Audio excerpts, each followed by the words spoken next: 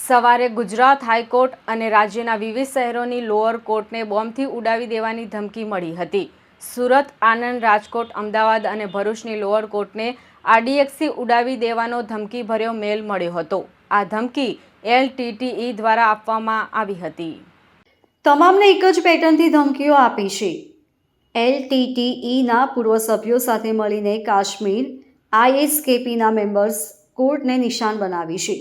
જ્યારે તપાસ દરમિયાન Rajkot district and sessions court પરિસરમાં તપાસ દરમિયાન SOG ટીમને એક ડ્રોન મળ્યું હતું. જો કે તપાસમાં ડ્રોન મહેસાણાના વકીલ સાથે લઈને આવ્યા હોવાનું સામે આવ્યું હતું. તેમજ તેમાં કોઈ સ્ફોટક વસ્તુ ઇન્સ્ટોલ કરેલી ન હતી. પોલીસે વકીલની ડ્રોન બાબતે પૂછપરછ પણ હાથ ધરી હતી. આ ઉપરાંત ભરૂચ કલેક્ટર અને ગાંધીનગર કલેક્ટર કચેરીને પણ આ જ પેટર્નથી ધમકીભર્યો મેલ મળ્યો હતો. આ અંગે જાણ થતાં જ પોલીસે કલેક્ટર કચેરી ખાલી કરાવી હતી. સુરત ડિસ્ટ્રિક્ટ કોર્ટને મોડી રાત્રે 2 વાગે અંગ્રેજીમાં મેલ કરીને આરડીએક્સથી ઉડાવી દેવાની ધમકી આપવામાં આવી હતી. જ્યારે કોર્ટના કર્મચારીઓએ સવારે ફરજ પર આવીને આ મેલ તપાસ્યો ત્યારે એમાં કોર્ટ બિલ્ડિંગને વિસ્ફોટકોથી ઉડાવી દેવાની ગંભીર ચેતવણી લખેલી હતી, જેનાથી તંત્રમાં દોડધામ મચી ગઈ હતી.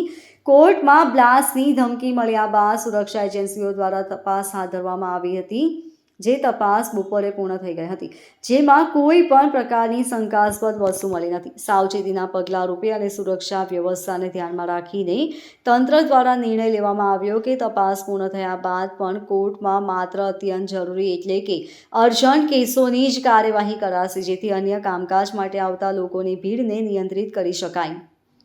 5 જાન્યુઆરીના રોજ અમદાવાદ ગ્રામ્ય કોર્ટને ઉડાવી દેવાની ધમકી ભર્યા મેસેજ મળ્યા બાદ આજે એટલે કે 6 જાન્યુઆરીએ 24 કલાકની અંદર Ahmedabad city and civil and sessions કોર્ટના રજિસ્ટ્રી વિભાગને બોમ્બથી ઉડાવવાની ધમકી મળી હતી.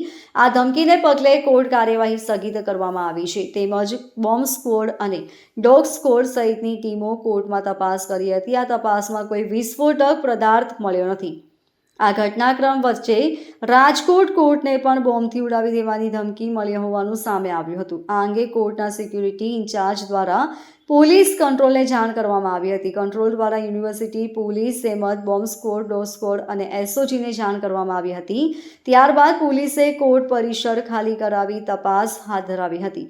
જો કે કોઈ શંકાસ્પદ વસ્તુ મળી આવી ન હતી. Bureau report LK star news, Surat.